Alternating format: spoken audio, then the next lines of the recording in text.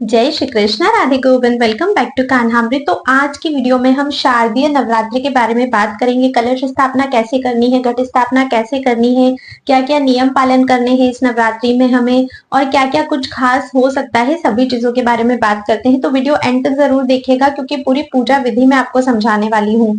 और कई सारे लोगों के कमेंट आ रहे थे कि 2 दिन से वीडियोस नहीं आ रही है। तो देखिए, उसका कारण ये था कि मुझे कंजक्टिवाइटिस हो गया था, थोड़ा बहुत इन्फेक्शन अभी भी है मुझे, लेकिन ठीक है, अभी मैं फिर भी बेटर फील कर रही हूँ। इसलिए मैं आप सभी के लिए अब से रेगुलर वीडियोस लेकर आऊंगी। तो आप लोग चैनल पे बने रहिएगा। तो चलिए आज की वीडियो को जल्दी से शुरू करते हैं। तो देखिए, नवरात्र आ रहे हैं। नवरात्र में 9 दिनों तक माता के अलग अलग 9 रूपों की पूजा की जाती है। वैसे तो माता एक ही है, पर वो अलग अलग शक्ति के रूप में विद्यमान है।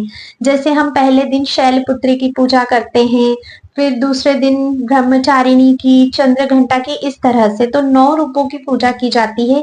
जिसमें जो भी भक्त है, जो अपनी श्रद्धा से माता को अपने घर पर विराजमान करते हैं, वो लोग कलश स्थापना या घट स्थापना करते हैं। अपनी श्रद्धा के अनुसार भक्त 9 दिन का उपवास भी रखते हैं, निर्जल रखते हैं, फलाहार पे रखते हैं, कुछ लोग एक समय भोजन कर कर रखते हैं। तो जिस भी तरह से आपकी श्रद्धा है, व्रत आप उस तरह से कर सकते हैं। कई सारे लोग व्रतों में पादुकाएं धारण नहीं करते हैं। तो जो भी आपकी श्रद्धा भक्ति है, व्रत आप वैसे कर सकते हो। अभी हम बात करते हैं कि कलश स्थापना हमें किस प्रकार से करनी है। तो सबसे पहले शुभ मुहूर्त की बात कर लेते हैं। तो कलश स्थापना का जो शुभ मुहूर्त है वो 3 तारीख को, मतलब 3 अक्टूबर गुरुवार के दिन सुबह 6:14 से लेकर 7:19 तक है। तो इसी मुहूर्त में आपको कलश स्थापना करनी है। कलश स्थापना से पहले आपको ब्रह्म मुहूर्त में उठ जाना है। स्नान आदि से निवृत्त होकर अपने मंदिर के स्थान को अच्छे से स्वच्छ कर लेना है। वहां पर थोड़ा सा गंगा जल छीट के उसको पवित्र कर लेना है। अब कलश रखने के लिए आपको क्या क्या करना है वो हम जानते हैं। तो अब कलश रखने के लिए सबसे पहले आपको एक चौकी की स्थापना करनी है। उस चौकी पे लाल कलर का कपड़ा आपको बिछाना है। अब जहां पर आप देवी माता रखेंगे, मान लीजिए आप मूर्ति रख रहे हैं या फिर आप चित्रपट रख रहे हैं, जो भी अवेलेबल है। और अगर मूर्ति या चित्रपट नहीं होता है तो फिर आप माता की पिंडी भी बना सकते हैं। दुर्गा सप्तशती में कहा गया है कि आपको माता की 3 पिंडी बनाकर भी पूजा करनी चाहिए। तो या तो आप मिट्टी की 3 पिंडियां बना सकते हो, जैसे हम लोग शिवलिंग बनाते हैं, या फिर आप नारियल से भी 3 पिंडियां बना सकते हो। तो जिधर माता रहेंगे, माता के राइट हैंड साइड पे आपको कलश की स्थापना करनी है। तो कलश की स्थापना करने के लिए आपको थोड़े से चावल पहले लेने हैं। ऐसे मुट्ठी में आप चावल लेकर उस पाटे पर चावल रख लीजिए, जो भी चौकी बिछाई है आपने, उस पर आप स्वस्तिक या फिर अष्टदल कमल का निर्माण कीजिएगा। उसके बाद आपको एक लोटा लेना है। लोटा तांबे, पीतल या मिट्टी का हो सकता है। उस लोटे पर आपको स्वस्तिक बनाना है। उसका जो कंठ रहेगा उस पर आपको कलावा बांधना है। स्वस्तिक बना दिया, कलावा बांध दिया। अब लोटे के अंदर आपको क्या क्या डालना है, तो स्वच्छ जल आपको उसमें भरना है। आप उसमें थोड़ा सा गंगा जल भी डालिएगा। उसके बाद उस लोटे में आपको एक सिक्का डालना है, सुपारी डालनी है, हल्दी की गांठ डालनी है, थोड़ी सी कुशा आपको उसमें डालनी है। आप उसमें इलायची और लौंग भी डाल सकते हैं, लेकिन जोड़े से 2 इलायची या 2 लौंग इस तरह से आपको डालना है। तो ये लोटे का हो गया। लोटे में थोड़े से कंकु हल्दी से आपको पूजा करनी है। अक्षत उसमें आप मत डालिएगा क्योंकि वो 9 दिन तक रहता है, तो अक्षत खराब हो सकते हैं, इसलिए अक्षत आप उसमें मत डालिएगा। उसके बाद लोटे के ऊपर आपको आम के पत्ते रखना है। तो 5 आम के पत्ते रखिएगा। अगर आम के पत्ते नहीं मिलते हैं तो आप फिर अशोक के पत्ते ले सकते हो। उसके बाद उस पे आपको श्रीफल रखना है। आप चाहे तो नॉर्मल श्रीफल ऐसे भी रख सकते हो, उस पे नाड़ा लपेट के, या फिर आप उसको लाल कपड़े में लपेट कर भी रख सकते हो। ठीक है, श्रीफल रख दिया। अब श्रीफल रखने के बाद आपको श्रीफल की पूजा करनी है। तो कुमकुम, हल्दी, चावल से आपको श्रीफल की पूजा करनी है। उसके बाद आपको पुष्प अर्पण करने हैं। अब ये जो कलश आपने स्थापित किया है, इसको माता का स्वरूप माना जाता है। घट स्थापना भी कुछ लोग इसे कहते हैं। तो ये माता का स्वरूप है। 9 दिनों तक आपको इसे बिल्कुल भी हिलाना डुलाना नहीं है। जैसे हम लोग गणेश जी के टाइम पर जब कलश की स्थापना करते हैं, 10 दिन तक बिल्कुल नहीं हिलाते हैं, वैसे ही आपको नवरात्र में भी जब कलश स्थापना होती है, उसे बिल्कुल भी नहीं हिलाना है। कलश स्थापना हो गई, इधर आपने माता को या फिर माता की पिंडी को भी विराजमान कर दिया।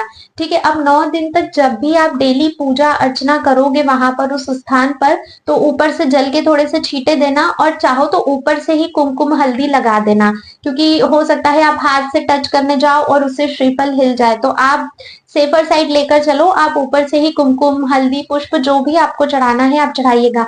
अब जो माता की आपने मूर्ति बनाई है या फिर फोटो है या पिंडी है, उसको आपको वस्त्र धारण कराना है। तो आप माता को सुंदर सी चुनरी धारण करा सकते हैं, कलावा धारण कराइए उनको वस्त्र के रूप में। ठीक है, माता जी हो गई, हमारा कलश हो गया जिसे हमने माता का रूप माना है। शास्त्रों में कहते हैं कि जितने भी देवी देवता होते हैं वो कलश में ही आकर विराजमान रहते हैं इन 9 दिनों के लिए। तो आपको उसका बहुत अधिक ध्यान रखना है, बिल्कुल भी नहीं हिलाना है। अब बिना गणेश जी के कोई भी पूजा संभव नहीं होती है, तो गणेश जी की स्थापना भी करनी है। तो पान का एक पत्ता लीजिएगा, पान डंठल वाला होना चाहिए, उसका एक पत्ता लीजिए, उस पर एक सिक्का रखिए, सिक्के के ऊपर सुपारी रखिए, सुपारी पे नाड़ा लपेटिएगा और फिर उसे गणेश जी मानकर गणेश जी का आवाहन कीजिए कि वे आकर वहां पर विराजमान हो और उसकी आपको पूजा करनी है। उन पर आपको जनेऊ चढ़ानी है, क्योंकि गणेश जी को जनेऊ धारण होती है। जनेऊ चढ़ाइएगा, उस पर आपको कलावा अर्पण करना है। गणेश जी को दुर्वा अत्यधिक प्रिय है, आपको दुर्वा अर्पित करना है और वो गणेश जी की स्थापना। तो गणेश जी की स्थापना कहाँ पर करनी है? कलश के ठीक आगे आपको करनी है। ठीक है, गणपति जी की स्थापना, उनके पीछे कलश, कलश के लेफ्ट हैंड साइड में माता रानी। इस तरह से आपको स्थापना करनी है। अब आपकी स्थापना हो गई। अब डेली आप जैसे पूजा करोगे वैसी ही आपको पूजा करनी। अच्छा, माता जी को ना लाल कलर अत्यधिक प्रिय है, तो कोशिश करिए लाल रंग से आप सजावट करो, माता जी को लाल कलर के पुष्प चढ़ाओ, लाल कलर की चुनरी चढ़ाओ। जो चौकी है उसका कपड़ा भी लाल कलर का ही होना चाहिए। मैया को कमल गट्टा भी अत्यधिक प्रिय है, तो आप उन्हें कमल गट्टे अर्पित कर सकते हैं। कमल गट्टे की एक माला भी आती है, आप वो लाकर भी मैया को पहना सकते हो। ठीक है, मैया को कपूर की सुगंध बहुत प्रिय होती है, तो आप उनकी कपूर से आरती कीजिएगा इन 9 दिनों में। और जिस दिन हमने कलश की स्थापना की है, मतलब प्रथम नवरात्र, उस दिन आपको एक छोटा सा हवन अवश्य ही करना है। ज्यादा कुछ नहीं करना है, आपको गाय का उपला लेना है, गाय का कंडा जिसे कहते हैं, कंडा लेना है। कंडे को पहले आप जला लीजिएगा, उसके बाद आप किसी भी एक बड़े दिए में या जो धूप का पात्र आता है उसमें उसको रख दीजिएगा। उसके बाद घी और गुड़ से आपको उसके ऊपर धूप देनी है और उस धूप से जो धुआं निकलेगा उसको अपने पूरे घर में आपको घुमाना है। ठीक है, चारों ओर आपको घुमाना है, इससे मैया अत्यधिक प्रसन्न होती है। मैया की आरती कपूर से ही करनी है और ये बहुत ही छोटा सा हवन है, इसे अवश्य से अवश्य ही आप लोग करिएगा। इस तरह से आपको घट स्थापना करनी है। नवरात्रि के 9 दिनों में माता रानी हमारे साथ रहती है, हमारे पास रहती है। भगवान की शक्ति है माता रानी, और माता रानी का आशीर्वाद हम सभी के लिए बहुत इंपॉर्टेंट है। अच्छा, क्या भोग लगाने हैं रोज माता को, उसके लिए मैं एक सेपरेट वीडियो बनाऊंगी। अलग अलग माता के रूप को अलग अलग चीजें पसंद है, आपको उन्हीं का भोग लगाना है, तो आप वो वीडियो अवश्य देखिएगा। माता के 9 रूपों की भी आपको मैं रोज कथा लेकर आऊंगी। माता का जो भी रूप है उसके पीछे की क्या कथा है, कैसे माता ने वो रूप धारण किया, तो आप वो वीडियोस अवश्य ही देखिएगा नवरात्र में। और अगर आप व्रत करते हो तो उन कथाओं को अवश्य ही आपको सुनना है। और अभी तक अगर आपने चैनल को सब्सक्राइब नहीं किया है तो जल्दी से चैनल को सब्सक्राइब भी कर दीजिए और बेल आइकन प्रेस कर दीजिए, ताकि सभी आने वाली वीडियोस के नोटिफिकेशंस आपको मिलते रहें। आई होप कलश स्थापना को लेकर आपकी सारी चीजें क्लियर हो गई होगी।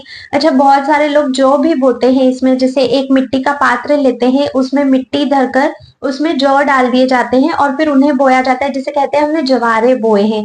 तो अगर आपके यहाँ पर भी ये परंपरा है तो आप अवश्य ही कर सकते हैं, और अगर नहीं तो इसके बिना भी आपकी कलश स्थापना हो जाती है। और जब फिर 10वीं के दिन, जब पूरे 9 दिन पूरे हो जाएंगे और दशहरे के दिन जब फिर आप कलश को उठाएंगे, तो इस कलश के पानी को आपको अपने पूरे घर में छिटकना है, इंक्लूडिंग योर बालकनी, बाहर का लॉन एरिया, सारी जगह पर आपको छिटकना है। ठीक है, और भी अगर आपके कोई प्रश्न है, कोई चीज अगर मुझसे छूट गई है तो आप मुझे कमेंट करके पूछेगा, मैं आंसर देने की पूरी कोशिश करूंगी। तो आज की वीडियो में बस इतना ही था। मैं आप सभी से मिलती हूँ नेक्स्ट वीडियो में, तब तक के लिए राधे राधे।